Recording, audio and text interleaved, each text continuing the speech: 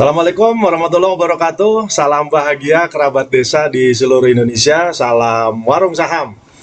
Kembali sore hari ini saya Mbah Warsa dari komunitas warung saham atau Warsa menyapa atau bertemu kembali dengan Bapak Ibu para pemirsa TV Desa di seluruh Indonesia pada Kamis sore yang kalau saya lihat sih udaranya, cuacanya cukup cerah ya. Mudah-mudahan di tempat Bapak Ibu juga sama.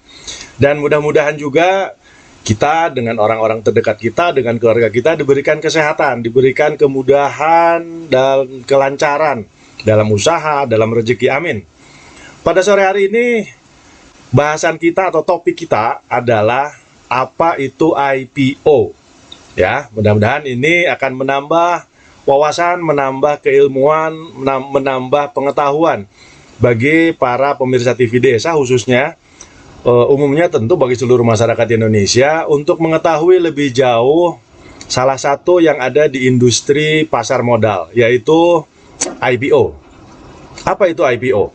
Ya, kalau kita lihat ini kan bahasa Inggris ya. Jadi bagi Bapak Ibu yang menemukan istilah-istilah literatur berbahasa Inggris, memang seperti itu. Karena apa? Karena awalnya ini kan tahun 1600-an itu dimulai di negara Eropa yang berbahasa Inggris. Kemudian 1700-an masuk ke benua Amerika. Benua Amerika juga berbahasa Inggris.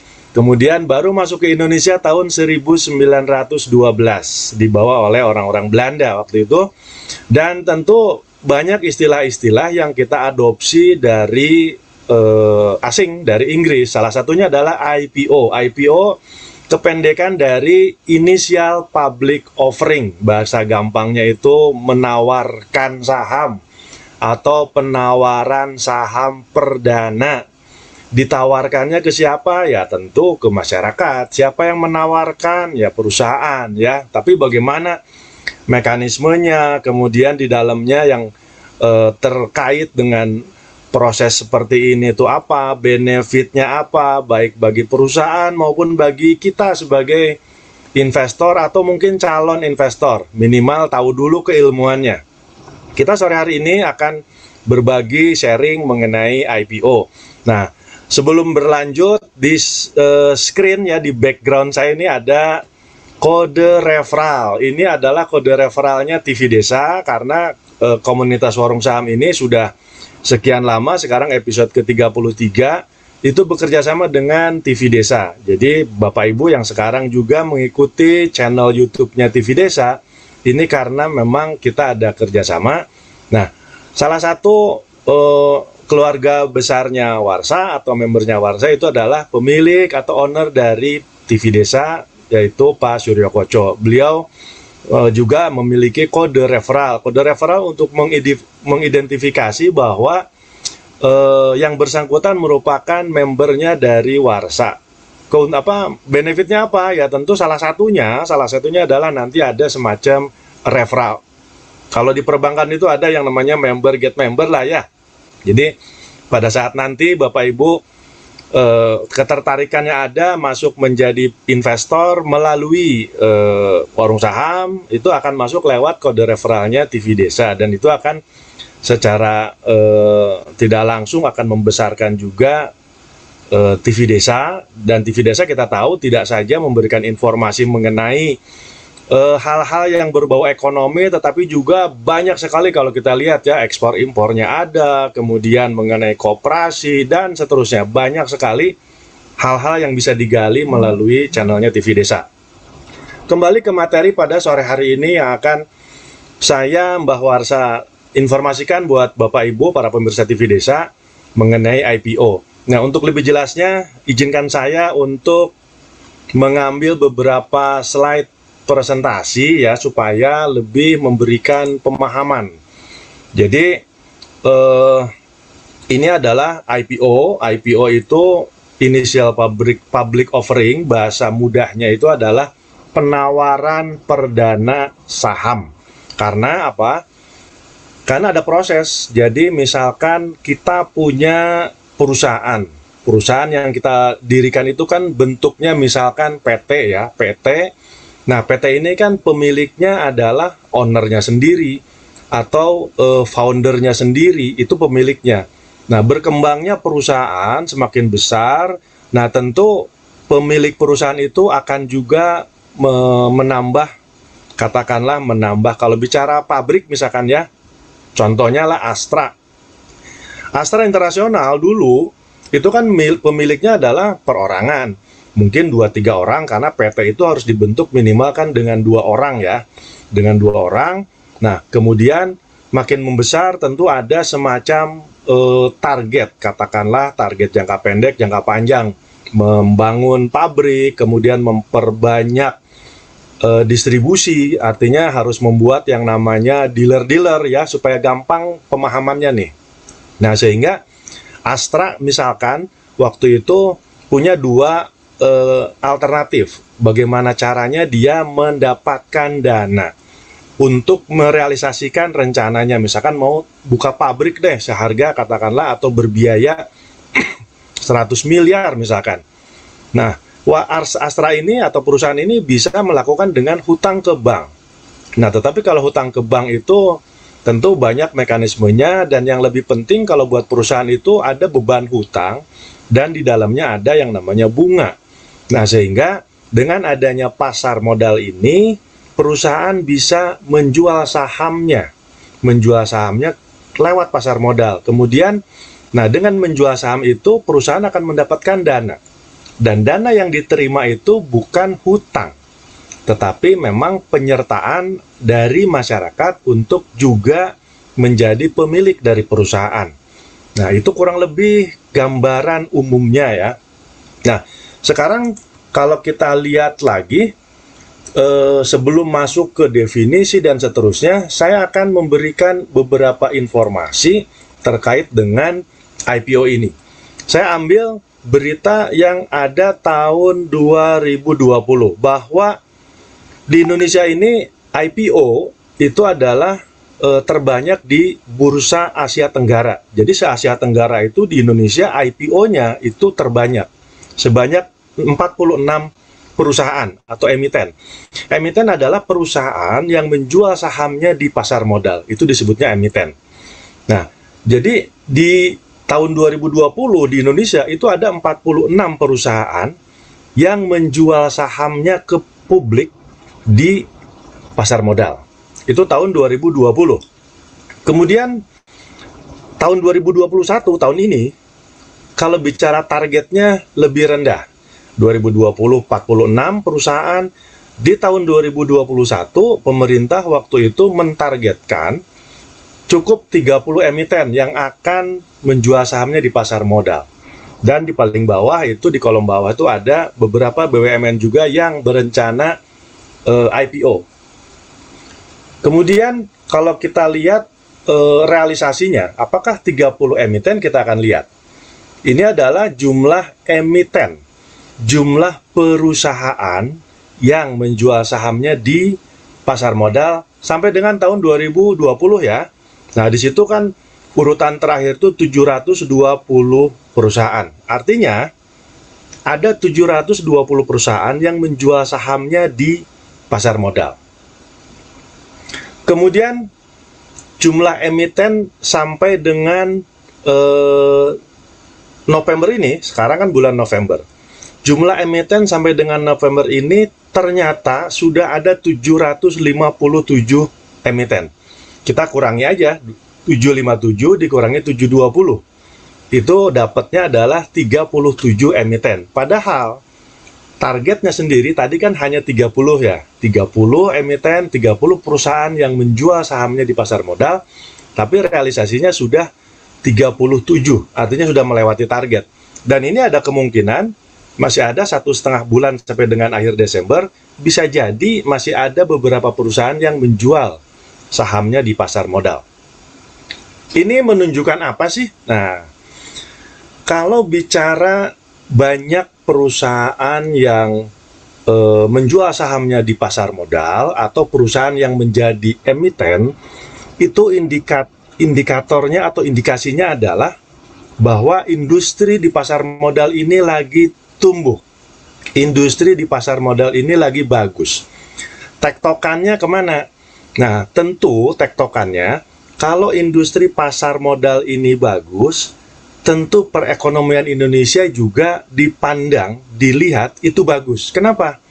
Sekarang kalau perusahaan rencana menjual saham di pasar modal, kan dia harus mikir, kalau saya jual saham, siapa yang beli?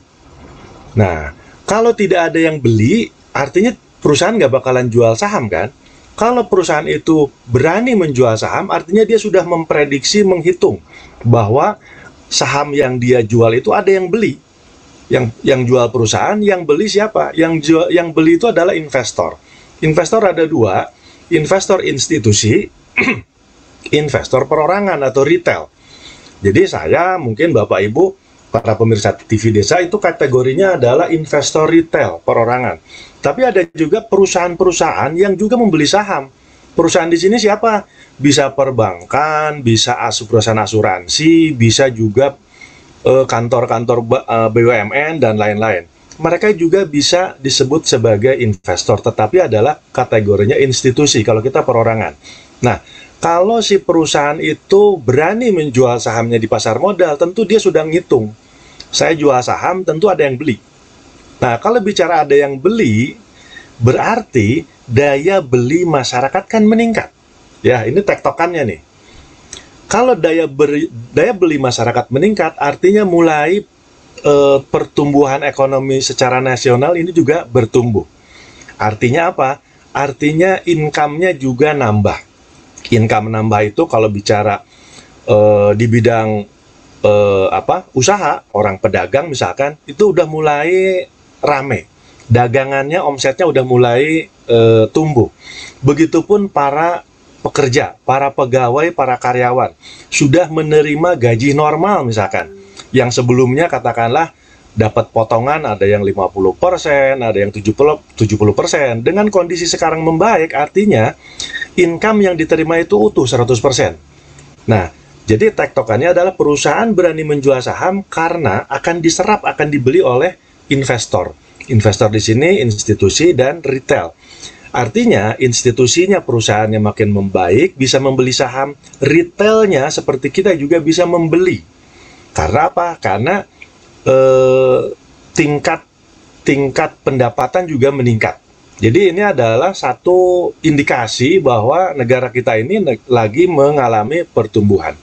Salah satunya ditunjukkan dengan banyaknya jumlah perusahaan yang menjual saham di pasar modal. Dari target 30, sekarang sudah 37. Baik, kita lanjut. Kalau bicara sektor, nah jadi di Bursa Efek itu sengaja membuat sektor-sektor. Jadi dipilah-pilah. Supaya apa? Supaya memudahkan kita para investor memilih. Kita mau milih saham apa?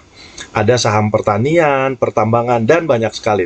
Di sini ada tahun 2020 sampai dengan tahun 2021 di awal ya, Januari, itu di pasar modal itu ada 9 sektor.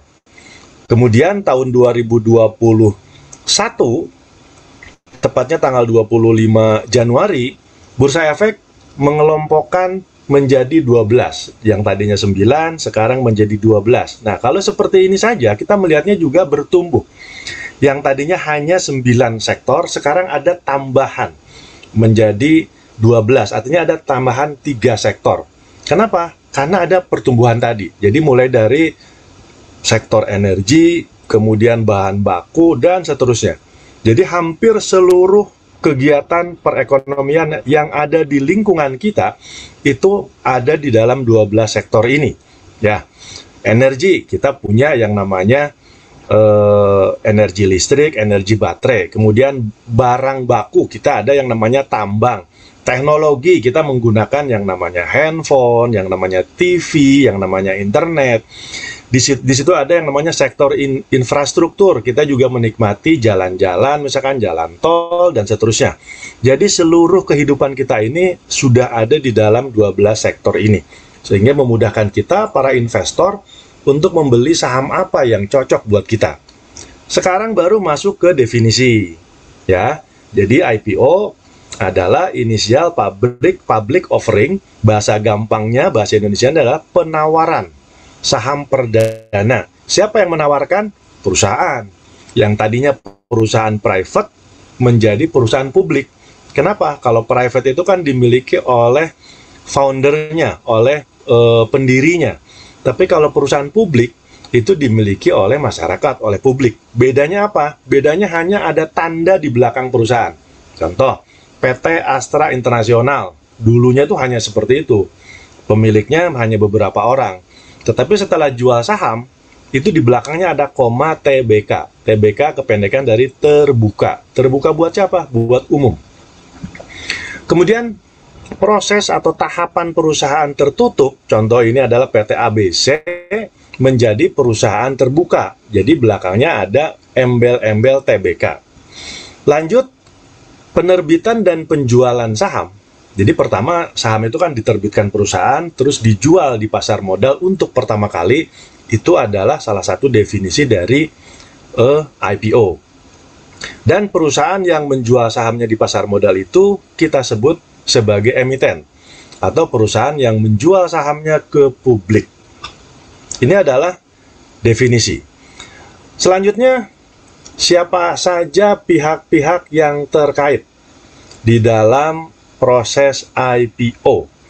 Yang pertama adalah underwriter. Nah, balik lagi, ini adalah banyak istilah-istilah asing ya. Underwriter itu adalah penjamin emisi. Emisi itu penerbit. Jadi yang menjamin bahwa perusahaan itu bisa menerbitkan dan menjual sahamnya, itu disebut ada underwriter. Underwriter di sini bisa ada dua institusi, karena harus berupa institusi, harus badan hukum. Yang pertama bisa dalam bentuk bank, yang kedua bisa dalam bentuk perusahaan sekuritas. Bapak Ibu, kalau yang namanya bank pasti sudah familiar ya. Oh, Bank Anu, Bank Anu. Di Indonesia ada kurang lebih 104 bank ya. Nah, sekuritas mungkin belum terlalu familiar, jarang terdengar. Nah, sekuritas ini adalah perusahaan yang memberikan, salah satunya adalah menjamin emisi. Jadi menjamin proses terlaksananya IPO. Yang kedua juga perusahaan sekuritas adalah perusahaan yang menyediakan template atau platform atau aplikasi untuk kita bisa bertransaksi di pasar modal. Jadi kalau kita mau beli saham, mau jual saham, nggak bisa langsung ke perusahaan, nggak bisa langsung ke bursa efek, tetapi harus melalui sekuritas. Jadi sebagai mediatornya kita, masyarakat, ke pasar modal. Jadi underwriter bisa dalam bentuk bank atau bisa dalam bentuk sekuritas. Nah, mereka ini, bank atau sekuritas yang sebagai underwriter, mengevaluasi nilai perusahaan untuk menentukan harga saham. Karena penentuan harga saham juga tidak serta-merta atau semena-mena semaunya pemilik perusahaan. Saya mau saham saya ini selembarnya 10.000, tentu nggak bisa seperti itu. Jadi ada hitung-hitungannya. Makanya di sini juga ada keterlibatan dari akuntan publik, konsultan hukum, konsultan pajak, appraiser. Appraiser adalah penilai aset, ya. Jadi semuanya yang terkait di dalam proses IPO ini adalah orang-orang atau institusi-institusi yang profesional di bidangnya, sehingga bisa menentukan ini layak tidak perusahaan ini menjual sahamnya di pasar modal. Kemudian kalau misalkan layak, harga wajarnya berapa sih? Nah, ini adalah pihak-pihak terkait. Kemudian ya tentu calon emiten itu sendiri ya. Nah, kita lihat proses tahapan atau tahapan initial public offering.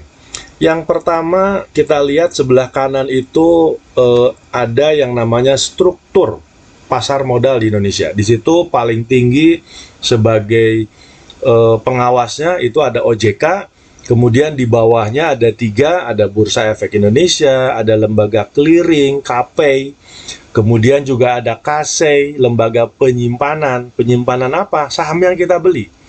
Di bawahnya juga ada perusahaan efek, lembaga penunjang, dan seterusnya. Jadi kalau bicara institusi yang terkait di dalam proses pasar modal, terutama masalah tahapan IPO, ini cukup cukup jelimet lah. Cuman kan bukan berarti kita harus jadi ngapalin ini, enggak. Minimal ini hanya memberikan informasi bahwa proses ini sedemikian ketat. Artinya pada saat kita beli saham, jual saham itu sudah melewati screening, sudah melewati filtering yang begitu ketat. Di sebelah kiri itu ada proses tahapan IPO. Yang pertama, perusahaan itu harus diperiksa lah. Kalau kita datang ke dokter itu ya sakit apa gitu ya, itu diperiksa. Nah, bahasa bisnis itu memeriksa satu perusahaan itu disebutnya due diligence.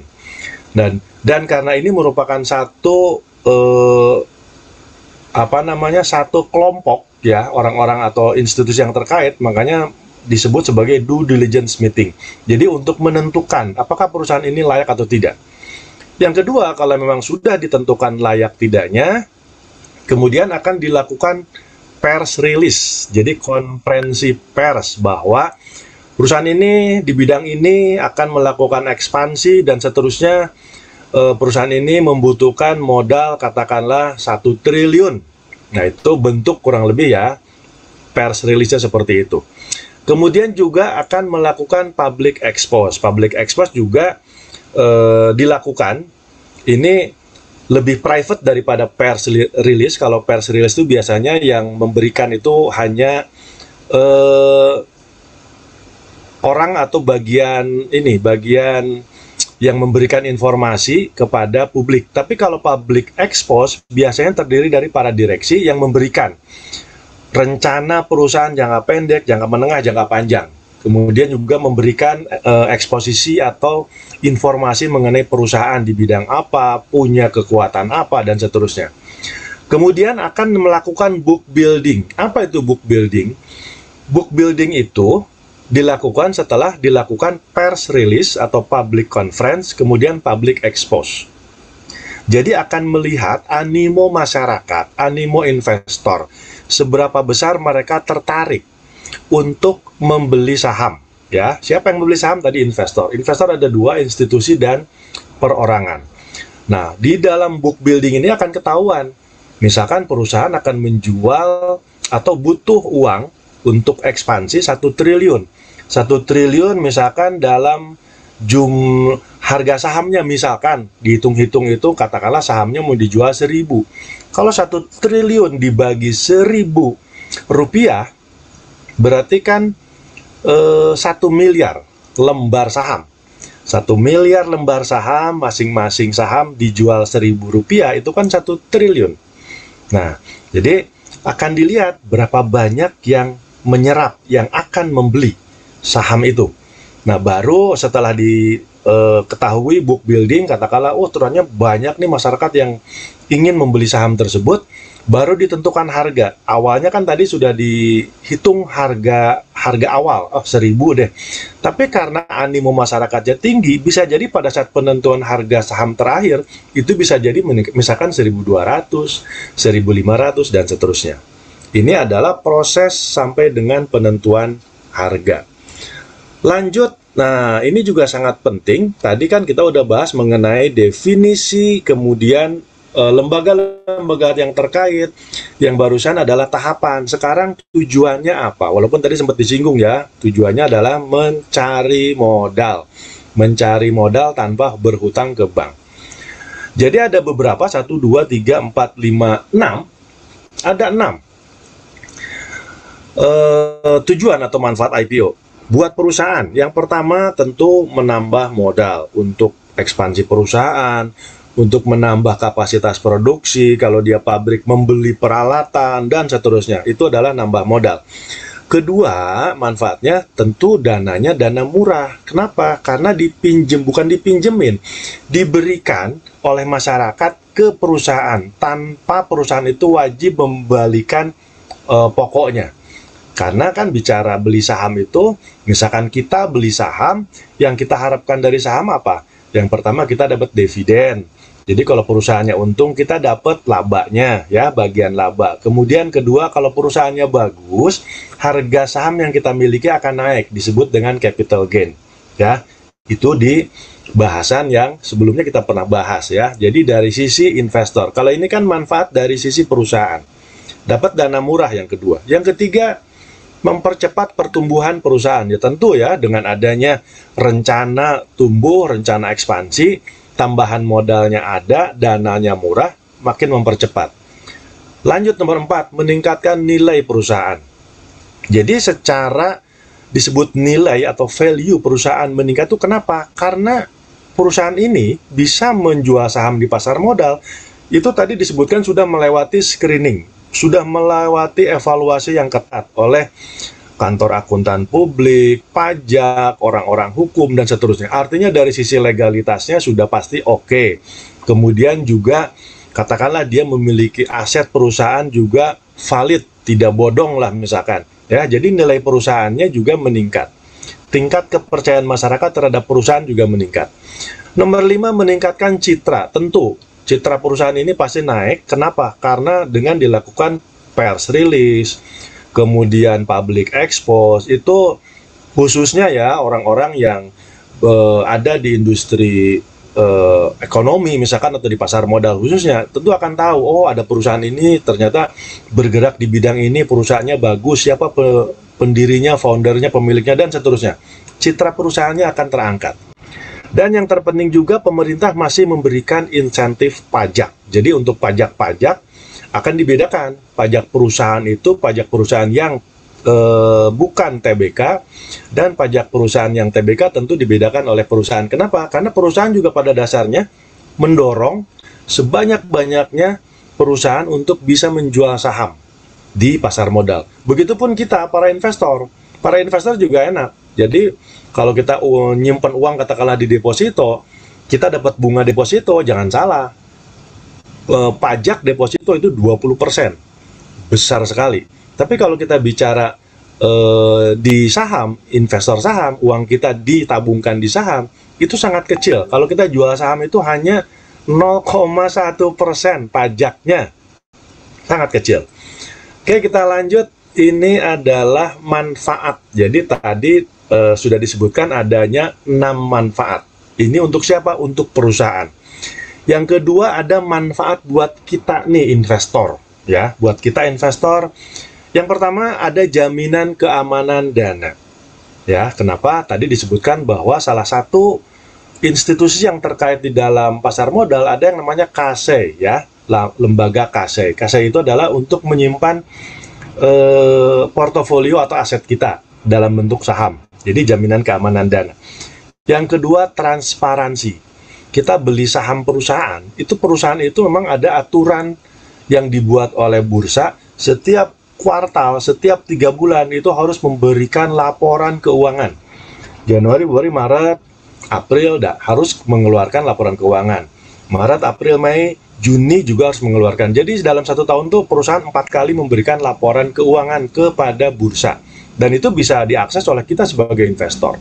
Jadi ada transparansi data.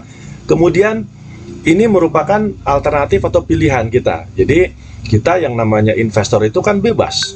Banyak alternatifnya, kita bisa ke perbankan atau menabung di bank, beli deposito, dan seterusnya. Tapi lagi-lagi kita sebutkan sekarang ini udah nggak zamannya. Kenapa? Karena kecil sekali ya, 4% dalam 1 tahun belum dipotong pajak.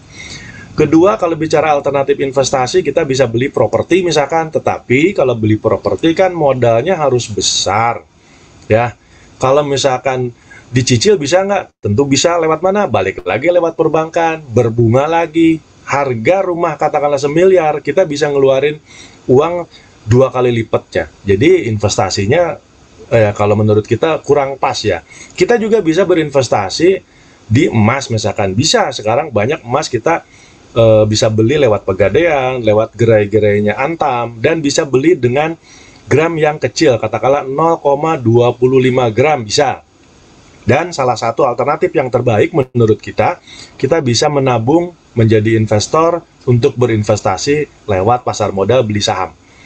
Yang terakhir, manfaat buat pemerintah, ya tentu tadi disebutkan juga untuk pertumbuhan ekonomi, ya, terutama masalah meningkatkan kesejahteraan masyarakat.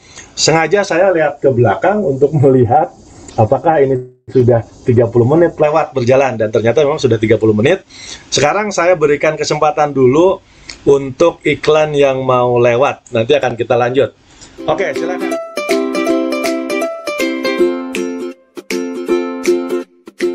Dapatkan hanya di TV Desa News. Unduh aplikasinya segera. Kamu tinggal di pulau terpencil, pegunungan pinggiran kota, atau daerah di Indonesia yang tidak terjangkau jaringan fiber, ADSL, dan juga 3G. Internetan dengan cepat pasti cuma akan menjadi mimpi.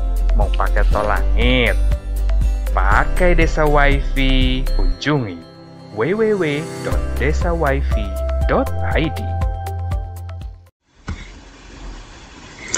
Baik Bapak Ibu, para pemirsa TV Desa khususnya, kita bertemu kembali dengan Mbah Warsa. Kita lanjutkan kembali bincang-bincang atau obrolan pada sore hari ini.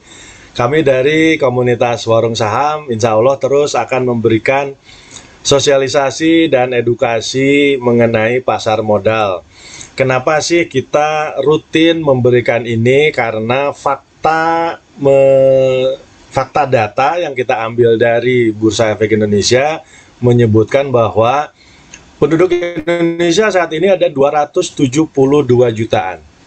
Dari 272 juta itu yang menjadi investor saham baru 3 juta. Artinya baru 1%. Yang 99% kemana? 99% itu belum, ya bukan tidak, belum menjadi investor. Kenapa belum? Karena memang banyak yang tidak paham, banyak yang tidak mengerti. Kenapa tidak mengerti, kenapa tidak paham? Karena memang kita di Indonesia ini tidak ada mata pelajaran pasar modal, tidak ada mata pelajaran saham di sekolah ya, SD, SMP, SMA, bahkan perguruan tinggi kalau bukan ekonomi itu tidak ada yang namanya mata kuliah pelajaran pasar modal atau saham, sehingga wajar masyarakat Indonesia itu nggak ngerti atau belum melek saham. Nah untuk itu kami dari komunitas Warung Saham insya Allah memberikan persistensi, continue memberikan sosialisasi edukasi mengenai bisnis ini ya, bisnis saham. Bisnis saham itu terbagi dua Bapak Ibu. Yang pertama kita bisa menjadi seorang trader. Trader itu kan bahasa Inggris, bahasa gampangnya kan pedagang ya. Dagang itu ya cari untung jangka pendek, jangka menengah. Yang kedua, kalau bicara bisnis saham juga bisa menjadi nabung saham, bisa menjadi investor.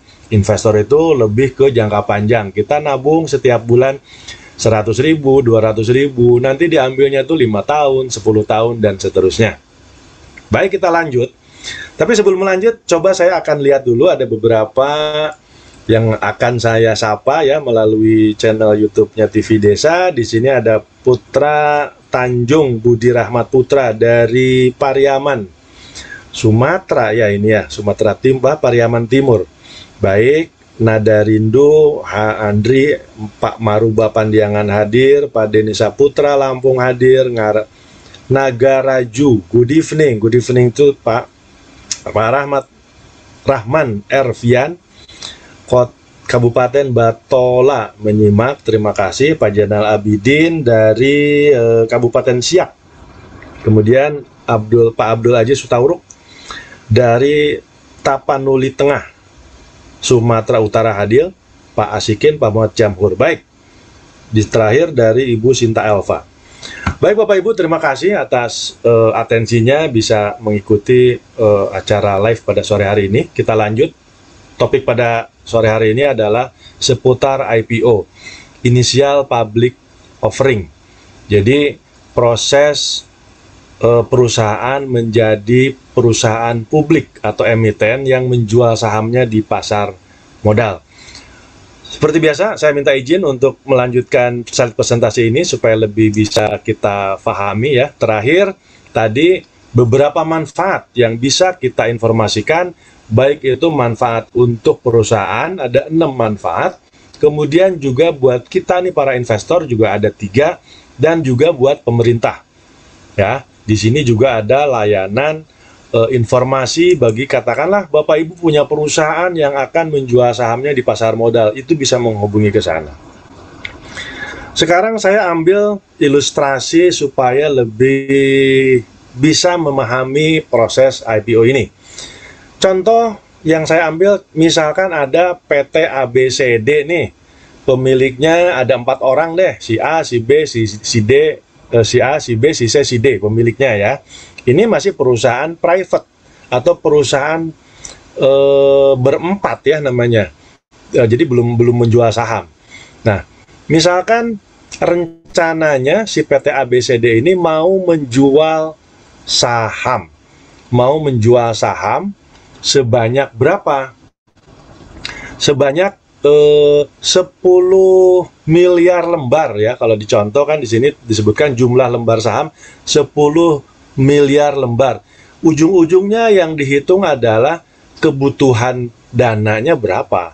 Jadi misalkan si PT ABC ini mau membuka cabang atau membuka misalkan kalau bicara produksi ya, Astra deh misalkan mau membuat atau membuka pabrik baru. Butuh uang misalkan sebesar 2 triliun katakanlah ya, kan lumayan tuh 2 triliun. Nah, misalkan PT ABCD ini mau menjual sahamnya di harga 1.000. Harga sahamnya 1.000, kemudian lembar sahamnya ada 10 miliar ya, 10 miliar. Itu jumlah saham 100% yang punya ABCDE. Kalau dihitung disebut kapitalisasi, itu berarti kan 10 miliar dikali 1.000 rupiah, itu artinya 10 triliun. Hitung-hitungannya seperti itu. Nah, kemudian si PT ABC ini mau menjual saham sebagian. Karena memang ada syarat dari bursa bahwa kalau perusahaan itu mau menjadi perusahaan publik, minimal saham yang harus terjual ke masyarakat, ke investor, minimalnya 7,5%. Katakanlah di sini dia menjual 20%.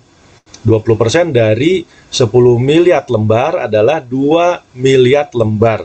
2 miliar lembar dikali harganya 1.000, itu dapatlah dana 2 triliun. Jadi dia jual saham 2 miliar lembar, dapatlah uang 2 triliun. Nah, kurang lebih seperti itu. Jadi dengan proses IPO, berapa lama sih proses IPO itu sangat tergantung dari perusahaan itu sendiri. Kalau perusahaan itu memiliki tata kelola, pencatatan, administrasi yang sesuai dengan ajas atau hukum tata kelola keuangan di Indonesia, karena di Indonesia kan ada akuntansi standar. Kalau sudah melakukan itu akan lebih cepat, bisa 6 bulan, dia sudah bisa jual saham. Ada yang bisa lebih lama, ada misalkan setahun, ya. Tapi intinya adalah ilustrasi ini mudah-mudahan bisa memberi gambaran bahwa proses untuk mendapatkan dana segar itu lebih cepat. Nah, selanjutnya kan tadi proses perusahaan privat, perusahaan pribadi menjadi perusahaan umum. Nah, sekarang ada istilah lagi ya, balik lagi ini adalah istilah asing ya. Ada relisting, ada delisting. Nah, jadi bagi Bapak Ibu dengan istilah-istilah ini jangan terlalu dipusingkan ya, dibaca saja lah. Yang penting kan pemahamannya. Ini kan bahasa Inggris. Relisting itu melisting kembali, kita akan lihat ya. Jadi yang namanya listing itu adalah IPO. Jadi listing itu dari perusahaan privat, perusahaan biasa menjadi perusahaan publik atau melalui IPO, initial public offering. Itu yang disebut dengan listing. Jadi mencatatkan perusahaan di bursa, itu listing. Kemudian ada juga delisting. Nah, ini kebalikannya. Jadi dari perusahaan-perusahaan itu, kalau memang setelah berjalannya waktu kinerjanya nggak bagus, yang namanya bisnis, ya, karena bukan satu kepastian bahwa perusahaan yang ada di bursa, perusahaan yang menjual saham di bursa itu dijamin 100% bagus. Bukan seperti itu. Yang namanya bisnis itu ada naik turun, dan seterusnya. Contoh gampangnya, selama pandemi ini tahun 2020, 2021, pemerintah menerapkan yang namanya PPKM, nggak boleh keluar rumah, kemudian mal-mal pada ditutup, ya, mal-mal pada ditutup. Orang-orang yang berbisnis di dalam mall juga ikut terimbas. Nah, sehingga contoh perusahaan-perusahaan yang kaitannya dengan mall, ya, contohnya apa ya, misalkan kita tahu Ramayana, Matahari, itu banyak gerai-gerai yang tutup.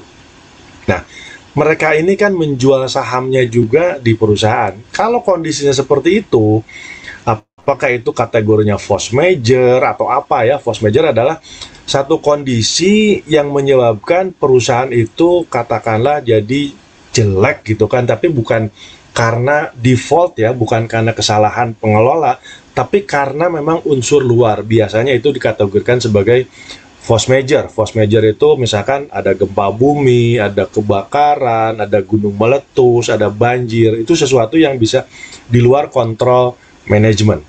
Balik lagi, listing adalah proses perusahaan yang tadinya bukan perusahaan publik menjadi perusahaan publik. Itu listing, dicatat di bursa. Nah, kebalikannya, kalau perusahaan mengalami kegagalan dalam berbisnis, ya, itu akan dilakukan delisting. Jadi kebalikannya, jadi yang tadinya jual saham menjadi private, menjadi biasa lagi. Nah, untuk delisting ini ada dua kategori. Pertama, delisting karena memang keinginannya sendiri. Ada yang paling fenomenal waktu itu yang memproduksi minuman merek Aqua. Jadi dulu sempat listing, sempat jual sahamnya di pasar modal, kemudian pemiliknya melihat bahwa kelihatannya sih kita sudah tidak membutuhkan lagi jual saham di pasar modal. Apa yang dilakukan? Pemilik perusahaan membeli saham seluruhnya yang ada di investor. Jadi seluruhnya dibeli, dan biasanya kalau modelnya voluntary, keinginan pemilik perusahaan, itu kita sebagai investor itu diuntungkan. Nah, yang kedua disebut dengan force delisting. Jadi force delisting adalah keluarnya dari bursa saham itu dipaksa karena kondisi tertentu. Contoh, perusahaan itu ngeyel, tidak mau berikan laporan keuangan 3 bulanan, kemudian juga dia memiliki masalah, katakanlah beberapa direksinya mengalami proses hukum dan seterusnya, sehingga perusahaan tidak berjalan dengan lancar. Ya, jadi delistingnya ada dua, secara sukarela dan secara dipaksa oleh sistem Bursa Efek Indonesia. Kemudian ada juga perusahaan yang pertama listing, kemudian juga delisting, yang tadinya tercatat, jualan saham, kemudian keluar dari bursa, setelah beberapa lama masuk lagi, itu namanya relisting. Dari privat menjadi publik. Boleh nggak? Boleh, walaupun ada aturan, tapi intinya boleh. Ini adalah pencatatan yang ada di bursa. Jadi ada listing, ada relisting, ada delisting. Lanjut, nah ini delisting tadi sudah disebutkan bahwa delisting itu ada dua. Yang pertama, voluntary dengan permintaan sendiri si pemilik perusahaan. Jadi permintaan emiten. Bisa juga dilakukan akuisisi. Jadi misalkan ada perusahaan yang menjual sahamnya dan dilihat oleh perusahaan lain, ini kayaknya potensinya bagus. Udah deh kalau gitu dibeli saja. Artinya diakuisisi atau di merger. Nah, karena ini sahamnya dimiliki oleh banyak investor, tentu si pembeli ini, si akuisisor ini, itu akan membeli saham-saham masyarakat. Biasanya juga karena kinerjanya bagus. Kita tahu sampai sekarang yang namanya minuman mineral Aqua itu kan masih menjadi market leader, artinya kinerjanya bagus. Dan untuk voluntary ini harus ada minimal periode yang di bursa. Jadi disebutkan bahwa syaratnya minimal sudah 5 tahun di Bursa Efek. Yang kedua, force delisting. Jadi dipaksa oleh Bursa Efek Indonesia, kinerjanya buruk tanpa memberikan laporan keuangan, kemudian juga para direksi itu juga katakanlah mengalami proses hukum. Dan ini biasanya dilakukan tidak secara tiba-tiba, tapi juga dilakukan secara bertahap. Suspend 24 bulan tuh Kalau bicara karyawan ya Bapak Ibu, karyawan itu kalau dikeluarkan dari perusahaan kan tidak serta-merta seperti itu. Pasti ada kesalahan pertama, SP1 ya, kesalahan kedua, SP2 ya, melakukan kesalahan yang sama. Nah, kalau juga tidak ada perbaikan, tentu perusahaan akan mengeluarkan surat keluar, ya, dikeluarkan dari perusahaan. Begitupun perusahaan yang ada di bursa. Bursa tidak serta-merta tidak tiba-tiba mengeluarkan perusahaan itu dari bursa. Pertama dia memberikan yang namanya teguran. SP1, SP2, teguran 1, teguran 2 gitu ya. Sampai dengan perusahaan itu disuspend, disuspend. Suspend adalah perusahaan tetap tercatat tapi tidak boleh melakukan aktivitas jualan. Jadi bagi investor yang mau membeli itu nggak bisa. Investor yang punya sahamnya mau jual juga nggak bisa karena emang perdagangannya ditutup. Nah, suspend ini diberlakukan selama 24 bulan. Kenapa lama? Karena memberikan waktu kepada perusahaan untuk memperbaiki kinerja, laporan keuangan. Kalau emang ada kasus hukum dengan direksi, kan ada satu pasal juga di dalam PT ya, bahwa kalau direksi itu tidak bisa menjalankan fungsinya sebagai direksi, tentu akan ada pengganti. Nah, sampai dengan nunggu itu kan proses, makanya suspend ini ditunggu oleh Bursa Efek selama 24 bulan. Kalau sudah melewati 24 bulan, artinya kan sudah tidak menunjukkan itikat baik. Ini kayaknya sih nggak baik, ini nggak benar. Akhirnya dikeluarkan atau di delisting. Kemudian perusahaan mengalami gagal, bangkrut, dan akan dilikuidasi. Nah, kalau bicara investor, tadi saya sebutkan juga bahwa investor itu kalau delistingnya voluntary, itu diuntungkan. Jadi waktu perusahaan Aqua itu harga, saya lupa persisnya, tapi dibeli sama pemiliknya itu berlipat-lipat. Bayangkan misalkan nih, kita beli di harga Rp1.000, tapi pada saat delisting, itu pemilik perusahaan membeli saham kita 5 kali lipat menjadi berapa? Kalau 1.000 kan menjadi 5.000, itu kan diuntungkan. Kemudian ini sudah nah ini tahapan delisting seperti yang tadi saya sampaikan, itu memang tidak serta-merta, tidak tiba-tiba, tetapi ada proses yang dilewati. Ini adalah perusahaan-perusahaan yang sempat saya catat ya selama tahun 2010 ke 2020, selama 10 tahun. Itu total ada 40 perusahaan yang dikeluarkan ya, yang dikeluarkan oleh Bursa Efek Indonesia dengan berbagai alasan. Kemudian ya, ini tahun 2021 awal saya ambil data, ada beberapa perusahaan-perusahaan yang berpotensi akan dikeluarkan, namanya kandidat delisting. Di sini ada masa suspend itu 24 bulan, ada yang tahun 2022 ya, ini sebentar lagi nih. Kemudian juga macam-macam. Jadi di sini ada beberapa. Yang paling bawah itu ada namanya MITI ya. MITI itu kalau bicara judetnya itu harus keluar dari bursa tanggal 11 Maret 2021, tetapi sampai dengan saat ini ada. Artinya apa? Artinya si MITI ini, perusahaan MITI ini memberikan respon terhadap teguran dari bursa. Katakanlah MITI tidak memberikan laporan keuangan, oh sekarang sudah deliver. Misalkan MITI kinerjanya kurang bagus, sekarang sudah ada perbaikan. Dari mana itu tahu semua? Tentu dari laporan keuangan yang diberikan secara quarterly. Kita lanjut di sini voluntary. Nah, ini contoh ya, contoh real yang delisting secara sukarela. Ada SCBD, kemudian juga ada Aqua. Ya, dua-duanya perusahaan sangat bagus yang sekarang sudah tidak menjual sahamnya di pasar modal. Kemudian juga ada perusahaan yang relisting. Relisting tadi disebutkan pernah jual saham, kemudian dikeluarkan atau mengeluarkan diri dari bursa, kemudian masuk lagi relisting. Nah, kalau bicara syarat ini ada pertama minimalnya 6 bulan. Jadi setelah dikeluarkan dari bursa, nunggu dulu 6 bulan baru dia listing lagi. Tetapi tentu proses listing di sini itu tidak sepanjang, tidak serumit IPO di pertama. Jadi kalau IPO pertama kan sebelumnya private, kemudian melalui IPO masuk ke Bursa Efek Indonesia.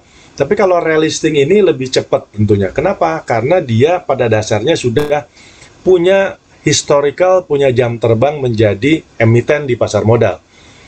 Kemudian syarat yang berikutnya adalah adanya perbaikan kondisi perusahaan, baik dari sisi keuangannya, legalitasnya, kemudian juga para direksi dan seterusnya.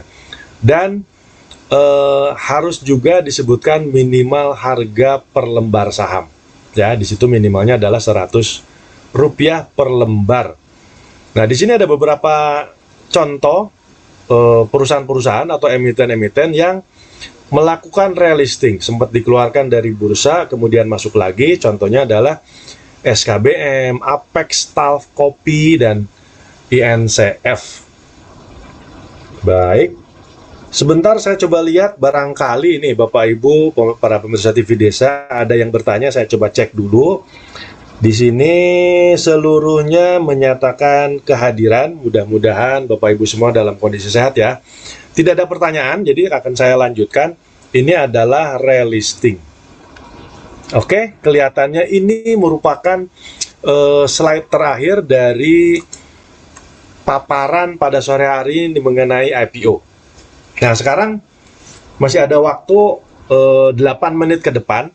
Saya akan sarikan, akan memberikan intisari.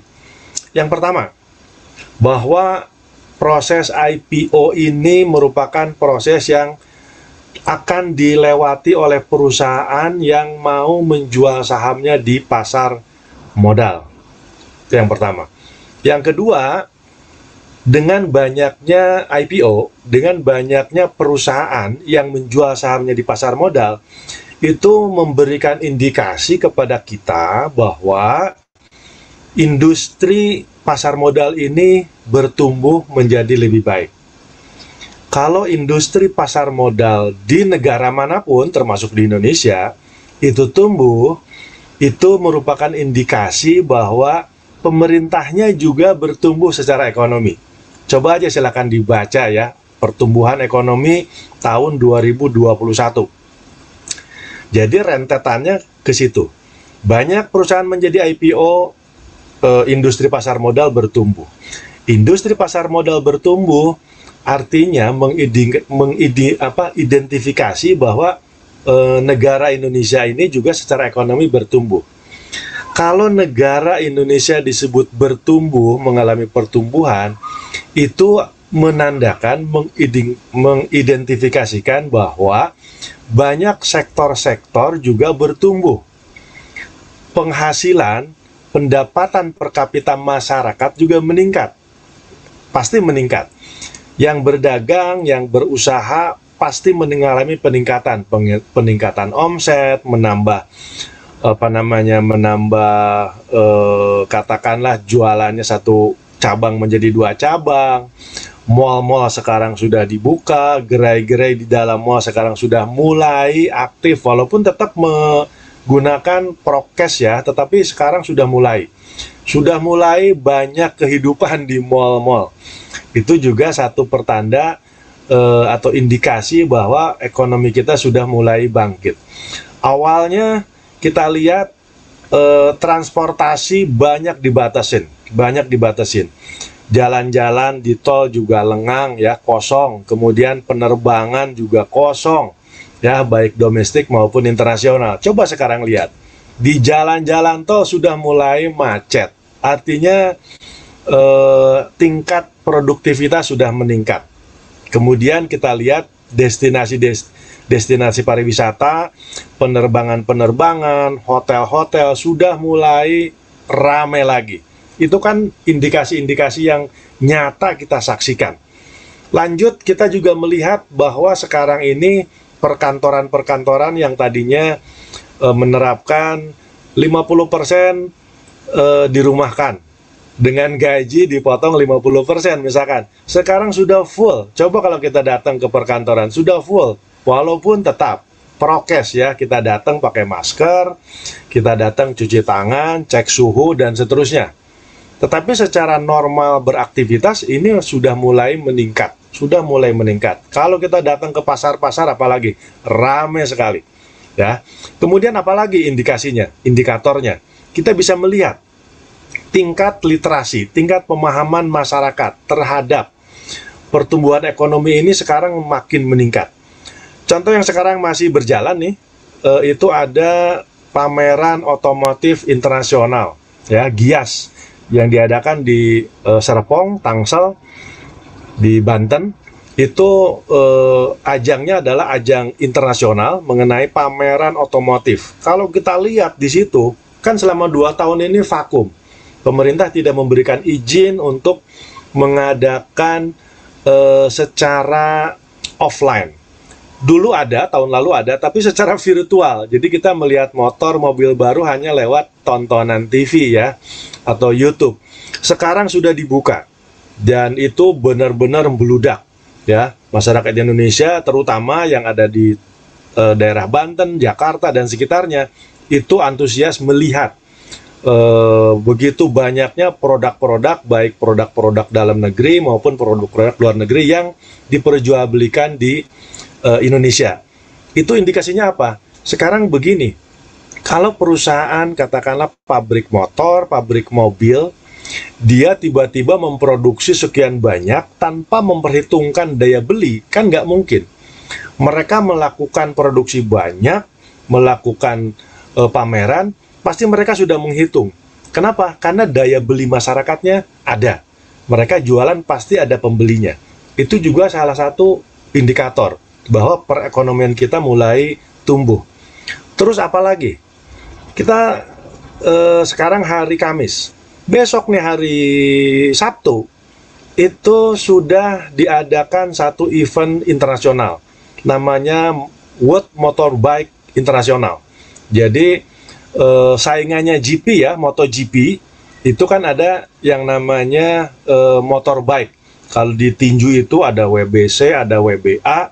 Tapi kalau di balap motor itu ada MotoGP, ya, ada Valentino Rossi, ada Marc Marquez, ada juga satu satu kejuaraan dunia yang namanya motorbike. Ya, motorbike di situ ada. Dulu sih tahunya saya Michael Doohan ya, kalau sekarang nggak tahu, nggak pernah ngikutin. Saya lebih ngikutin MotoGP karena di TV-TV kan banyak MotoGP. Dan masyarakat Indonesia juga lebih familiar dengan MotoGP. Nah, nanti di tanggal 19 hari Sabtu, itu eventnya ada di Indonesia. Di mana? Di Mandalika. Stadion Mandalika adalah stadion yang termegah, terbesar di dunia. Jangan salah, di dunia. Sebelumnya, sebelum ada Mandalika, itu termegah terbesar adalah di Sepang ya, Sepang Malaysia. Sekarang Sepang Malaysia sudah lewat, artinya lewat itu dikalahkan oleh kebagusan, kemewahan yang ada di Mandalika. Mandalika adanya di Lombok, Nusa Tenggara Barat. Ya, kalau dari bandara kurang lebih 30 kilo ya, dan itu sudah ada infrastruktur jalan tol. Dan itu para biker dari dunia itu akan singgah di sana kurang lebih 1 minggu, dan tentu juga akan memeriahkan ya apa yang ada di Lombok, Nusa Tenggara Barat. Nanti kita akan lihat sama-sama di TV lah, minimal di TV ya, walaupun tidak ke sana, karena tiket termurah itu 750.000, paling mahalnya 19 juta. Ini kan kita nonton di TV. Baik Bapak Ibu, bahasan kita mengenai IPO kaitannya dengan perekonomian Indonesia, bangkitnya perekonomian Indonesia, tentu ini akan membawa angin segar ya. Dan yang terpenting mudah-mudahan kita dan keluarga diberikan kesehatan, kemakmuran, keberkahan, syukur-syukur rezekinya lancar. Salah satu untuk mempersiapkan masa depan, jangan lupa berinvestasi melalui saham. Kalau Bapak Ibu berminat, silakan hubungi Pak Suryo Koco atau TV Desa. Bisa juga melalui kami dari komunitas Warung Saham. Terima kasih, tanpa terasa kita sudah 1 jam ya. Kita akan ketemu lagi minggu depan di acara yang sama, Obrolan Warung Desa. Terima kasih. Assalamualaikum warahmatullahi wabarakatuh. Salam bahagia Warung Desa, salam bahagia kerabat desa di seluruh Indonesia, salam Warung Saham.